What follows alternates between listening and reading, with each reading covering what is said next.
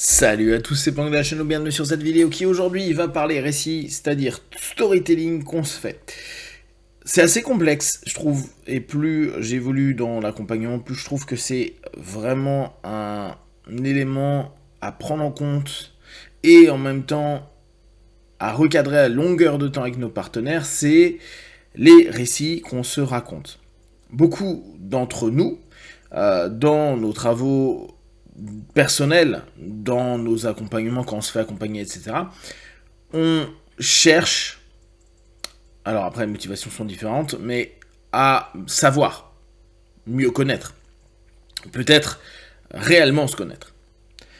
En somme, arriver plus vers ce que l'on est, plutôt que les selfs et les selfs idéalisés qu'on se fait de nous.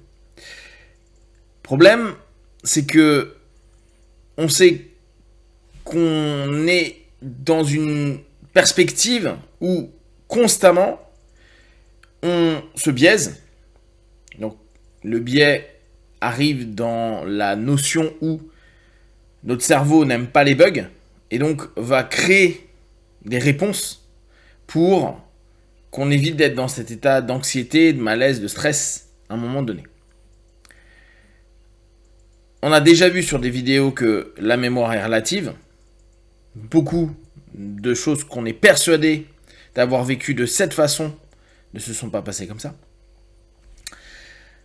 Et dès lors, on a toujours ce questionnement avec la réalité, avec des gros guillemets, ce qui ouvre une réflexion tout le temps à se dire, mais est-ce que je suis psychotique ? C'est-à-dire en dehors de la réalité commune. Alors, psychotique, c'est peut-être un peu fort, mais c'est vraiment pour aller dans cette idée-là, où ça ouvre aussi tout un champ qui va être très ésotérique. Le monde n'existe pas, donc en gros, c'est toi qui fais le monde, donc ton regard fait le monde ce qu'il est. Et pour les plus scientifiques, où je pourrais pas vous aider parce que je n'y comprends rien, même si je regarde plein de choses, ça serait quantique. Mais bon, là, je vous avoue que je pense que dans le dev perso, c'est plutôt bullshit. Dans notre cheminement, on va se dire à un moment donné, ok, donc, j'ai vécu des choses. J'ai transformé les choses que j'ai vécues. J'ai parfois créé une accroche sur certains chapitres que je fais que de relire. Mais c'est comme si à mesure que je relisais, les mots prenaient d'autres sens, voire même je modifiais les phrases. Ce qui fait qu'on a l'impression d'être spécialiste du chapitre 10, 12, 14, en fonction de l'âge, et au bout du compte, non. On a juste recréé, surexploité ces parties-là. On le voit d'autant plus dans des croisements qu'on peut faire avec des potes, avec la famille, avec des personnes qui ont vécu les choses au même moment. Filtres différents, perceptions différentes. Donc, ce qui va nous donner notre forme de réalité, c'est l'histoire qu'on se sera permis d'interpréter au travers du texte de l'ouvrage de notre vie. Et alors là, souvenez-vous, c'est un peu comme en cours, quand on était gamin, on avait étude de texte, et dans l'étude de texte, chacun y voyait un peu ce qu'il voulait. D'ailleurs, c'était marrant parce que le prof pouvait mettre de mauvaises notes à des personnes qui ne pensaient pas comme lui pensait que l'auteur avait pensé.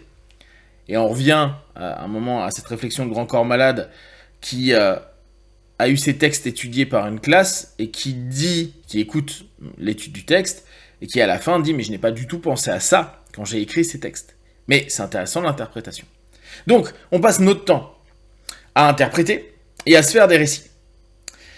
Donc, savoir le vrai, la réalité, notre réalité, la découverte dans le travail perso de soi-même, du vrai soi.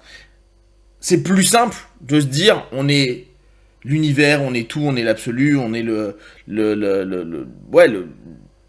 on est le fils d'eux, la force suprême de la lumière, qu'importe. C'est plus simple de se dire ça que de se dire ok, ce que je pense que je suis n'est potentiellement pas du tout ce que je suis, Mais vu que l'histoire que je me raconte détermine ce que je suis, bah je suis cette notion-là.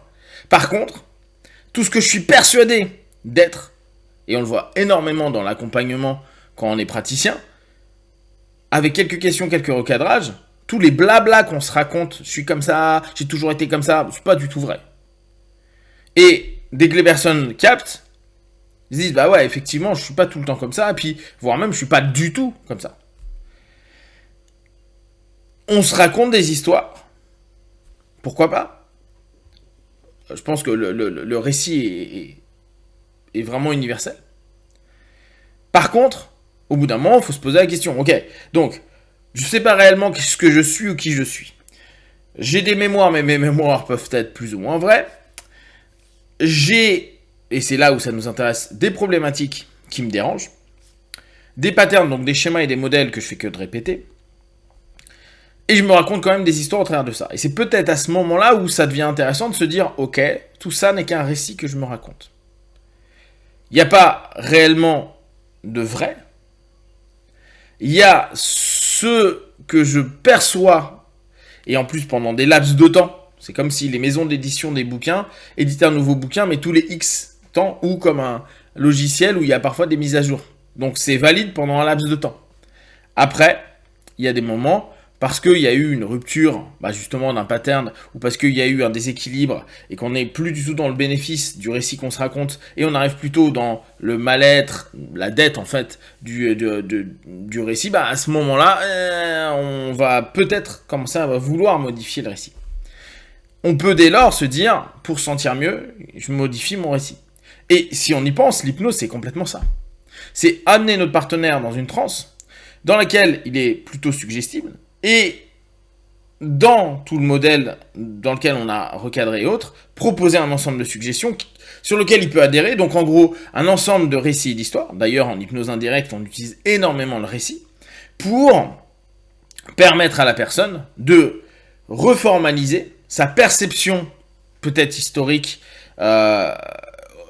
peut-être émotionnelle ou juste intellectuelle, et adhérer à une nouvelle façon de voir les choses, un nouvel état d'esprit. Donc en gros, une réinterprétation, c'est comme si on reprenait un bouquin et on le réinterprète complètement. Avec une vue politique, une vue, historique, on modifie notre filtre avec lequel on va revoir ces chapitres qu'on connaît tellement, mais pour que ça nous apporte quelque chose de positif, positif étant toujours relatif à un espace-temps. Ce qu'on a pu trouver positif il y a X années, par exemple un récit qu'on s'est raconté, peut ne plus du tout l'être aujourd'hui. Donc c'est toujours relatif, le positif.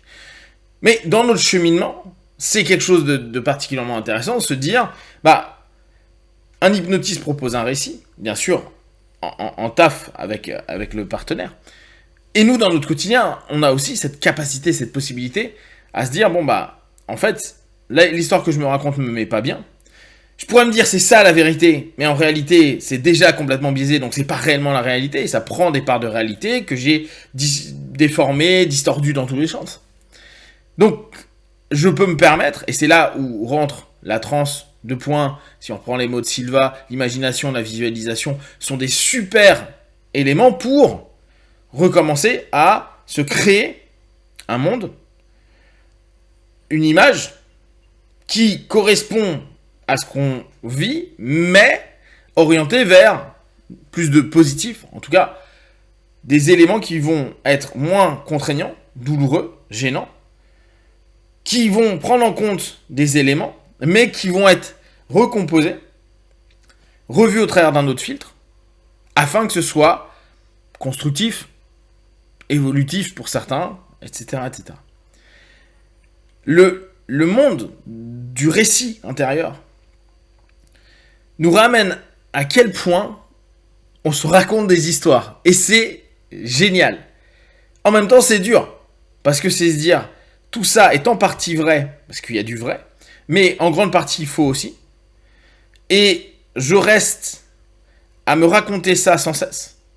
Alors qu'en fait, j'ai le pouvoir, et je l'ai déjà utilisé sans m'en rendre compte, de modifier les choses.